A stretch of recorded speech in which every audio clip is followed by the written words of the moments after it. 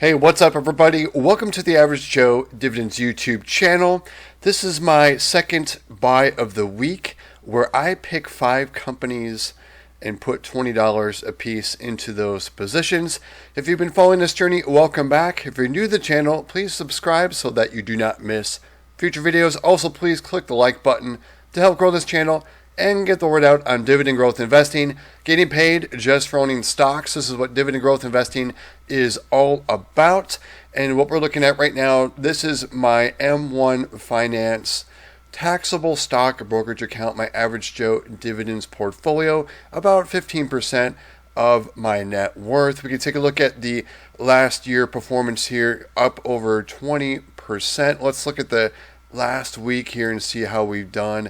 And pretty much flat, just down 0.05%. I'm going to go ahead and jump into the activity log here, and we see there's the 5 buys, the 99.99. It looks like just like the last buy that we had on Monday where it couldn't resolve that last penny. That's okay though. We'll see what those 5 buys were. We're going to see the 5 buys. We're going to see the result of those 5 buys on my dividend income, and we're also going to do an update in my tracking sheet with McDonald's and also go over some news with Nvidia. Nvidia had some huge news today. But first, here's the 5 buys, and again, these are 5 that I selected. If you are a subscriber to the channel, you will see the first parts, or the Monday, Tuesday buy that I do whenever I have time to do it. I'm going to let M1 do the picking on that $100. So again, these are 5 that I selected. So first up, BlackRock, $19.99, and then Merck was $20, Hershey's $20, and HP Inc. $20, and Lockheed Martin $20. I think that last penny couldn't be resolved because BlackRock, the share price is super high. So you can see that almost $800 a share. Probably just couldn't resolve it because of whatever the fractional amount, the smallest amount, couldn't be bought for a penny in that. So like I said, I'm going to show you the McDonald's news first, and then we'll jump to my Google Docs spreadsheet, which shows all the positions in my portfolio, and it shows you all of the income and things like that. But we can see with McDonald's, they declared a $1.67 dividend. Not really big news. The biggest news is that the date is going to change on my sheet because it just paid me in March. You see McDonald's in the top of my list here. And on March 16th, I received $11.60, that dividend there, and that's not going to change. What's going to change is the pay date. And when I get a new pay date for a stock, I put the new pay date in, and then I do a sort by pay date, and it's going to move McDonald's down into the June, right around here. And let's do that real quick and reshuffle the deck, so to speak. So it's payable June 17th. But M1 has a 1-day delay, so I like to add a day to that. So June 18th is really when this amount, or the new dividend I'll receive in June, it's gonna be in my M1 account June 18th. So let's go ahead and update that really quick.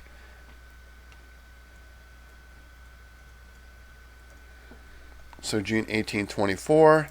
And again, the dividend's not going to change. We're still at that $1.67, so that remains unchanged. We'll sort that out. And then McDonald's went, let's see where it went. It's going to be shuffled into the deck right here at 618 in the same 1160. So that's done. And this tracking sheet, I'll just walk you through it real quick. Shows company, ticker symbol, share price, the average share price that I bought into. We can see, like with Nvidia, here's my average share price with Nvidia. Number of shares, I own 4 shares. You can see the market value. Here's my cost basis. Look how low that is.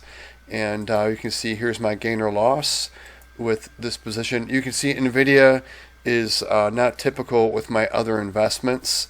You can see some of them are under double digits, and those are the ones in white. Anything I think 10% or above, I think is a threshold. I have to take a look at that.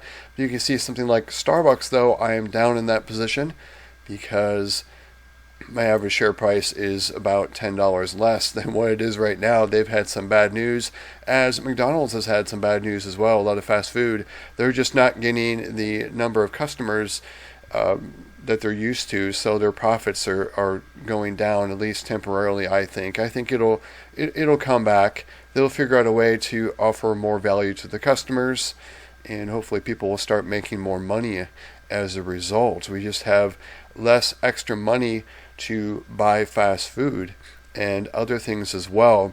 So going across here, we can see my gain or loss.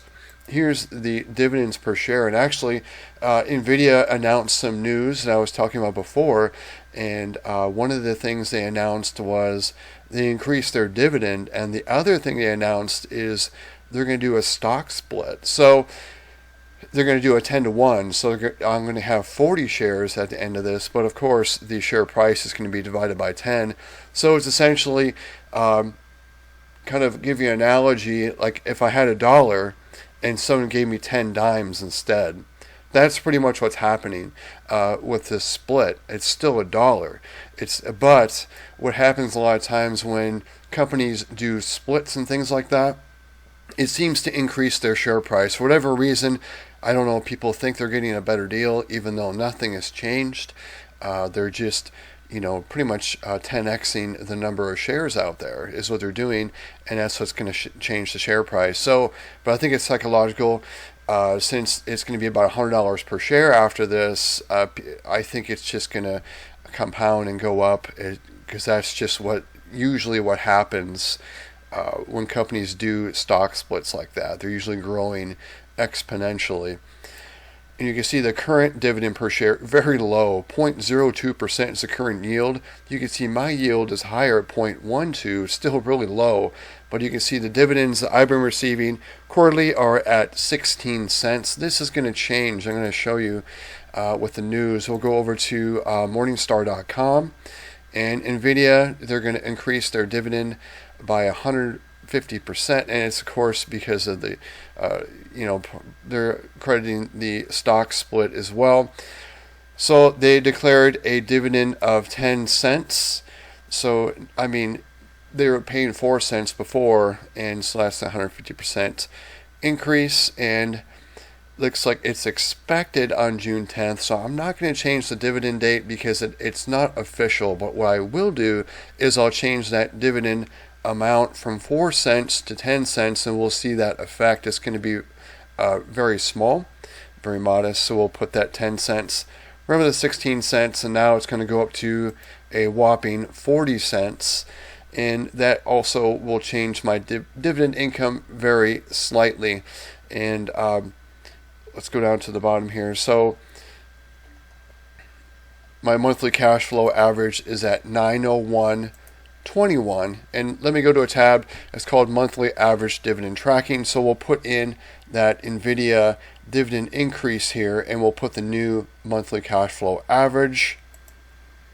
You gotta scroll down in this big list here. This is a ledger where I track anything where, like, you can see Oracle had a dividend increase. My own JEPI, they were lowering their dividend for several months in a row, and the most recent change was because of SCHD. I've gone over that ad nauseum right there. That decrease, and I expect it to probably go up upcoming here in mid-June. So let's put in the date. We're at the 23rd. Put that in. And we're going to carry over the 901.13. That's where we started at for my monthly dividend income. That was after the last buy on Monday, and so we're at 901. Let's see, I thought it was 21. Let me double check. 901.21. So it's going to be a modest change just by the Nvidia dividend increase. So 8 cents per month of additional income.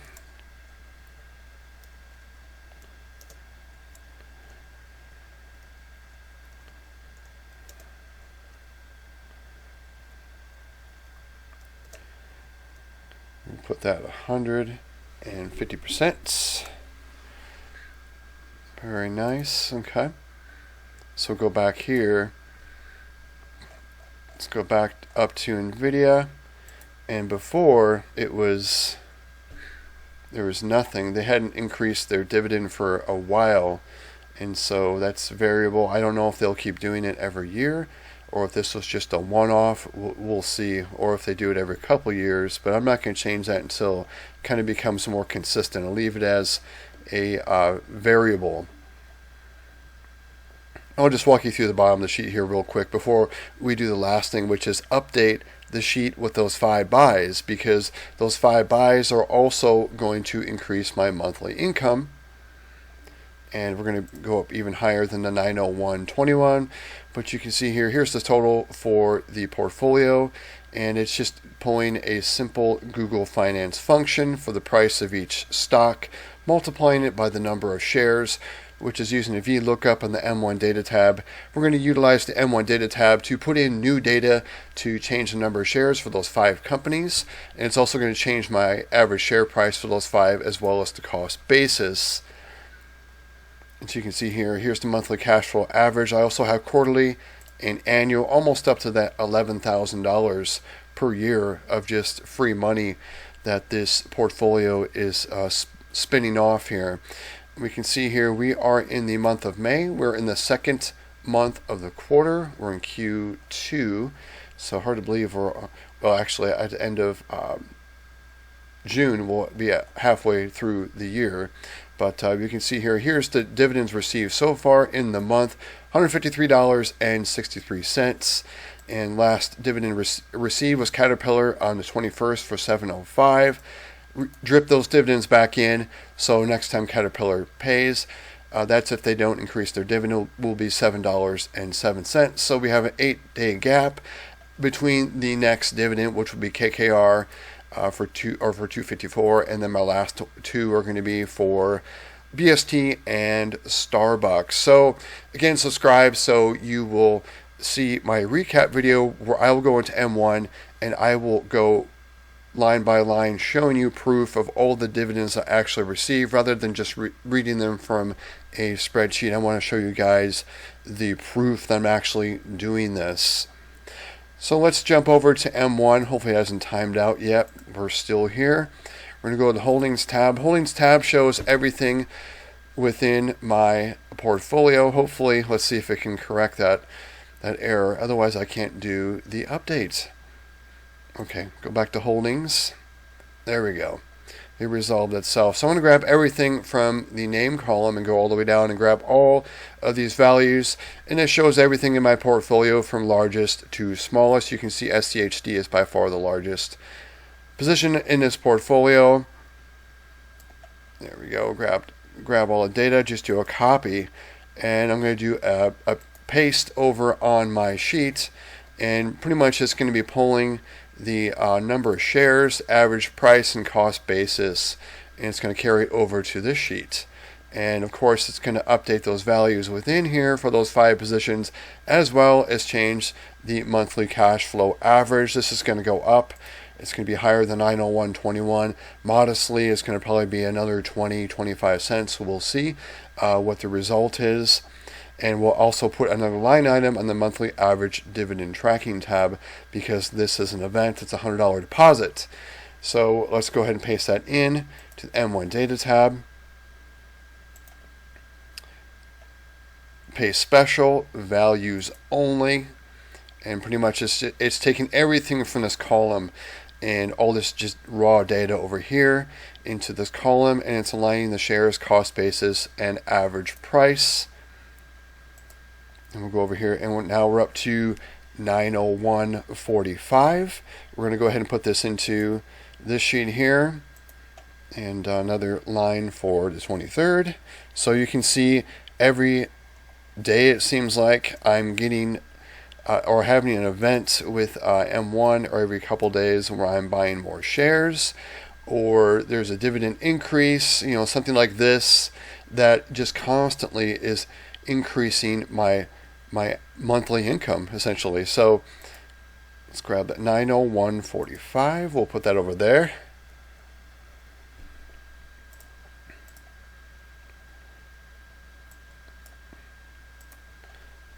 And we'll put in the $100 deposit.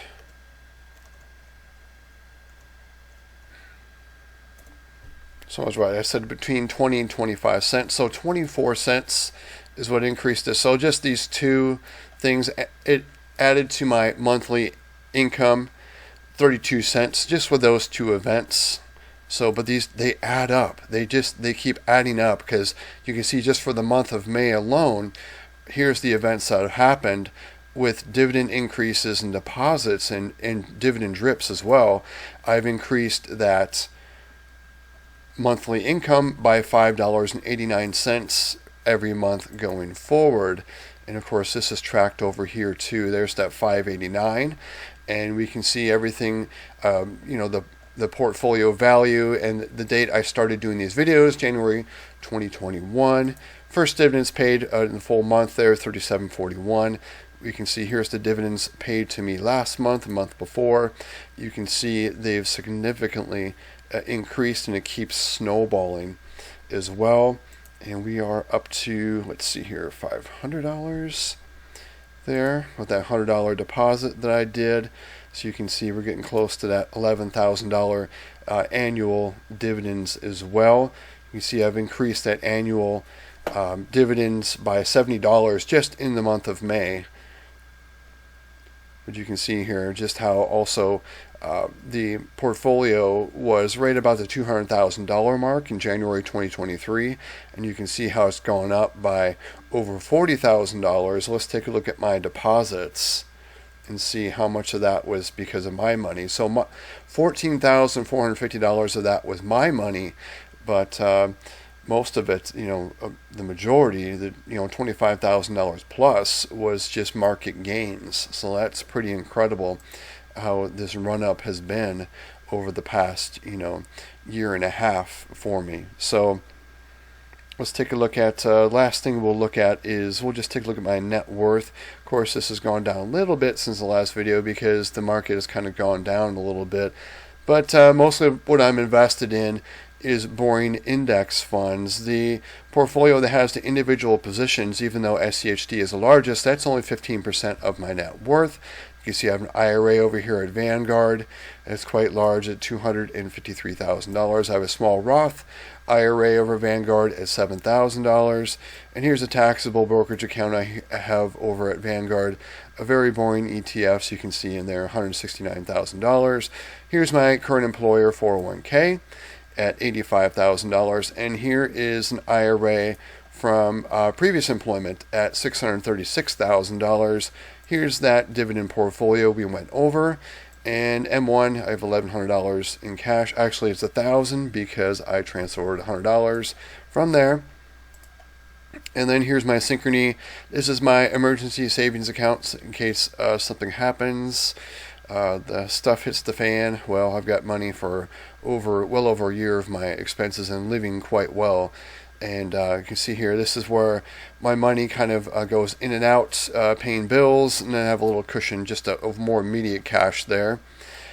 Here's my home value, and of course I don't really consider my home really can't generate income, but it's a place to live.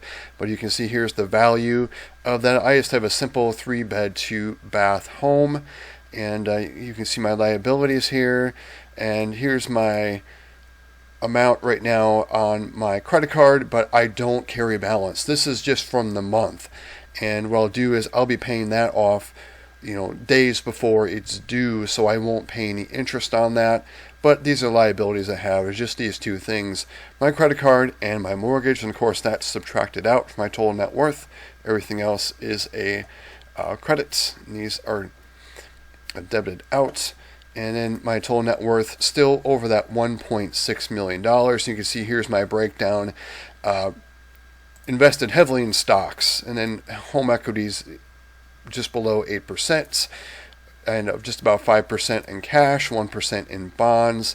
You can see my pre-tax to after-tax. And after-tax, I think a lot of people don't have enough in there. Most people have their net worth tied into their home and their 401k, and if something happens, it's hard to get to that money. So I think you should have a pretty good balance. I don't know what that exact percentage should be, but it should not. You should have probably more than what most people have. and it's probably like a 90-10, I think, for most people from their net worth with their home and their 401k. Comprising 90% and 10% of whatever cash they have, and maybe a small brokerage account if they're lucky. And here's how my investments are broken down by U.S. and international, very heavily U.S. there. So that's all I had to show you guys was what I bought, and we'll go back to that really quick. My 5 picks, and again, this is not investing advice, but these are the 5 positions I wanted to add to BlackRock, Merck, Hershey's, HP, and Lockheed Martin. Let me know in the comments below what you think of these picks, and also let me know what you're buying this week.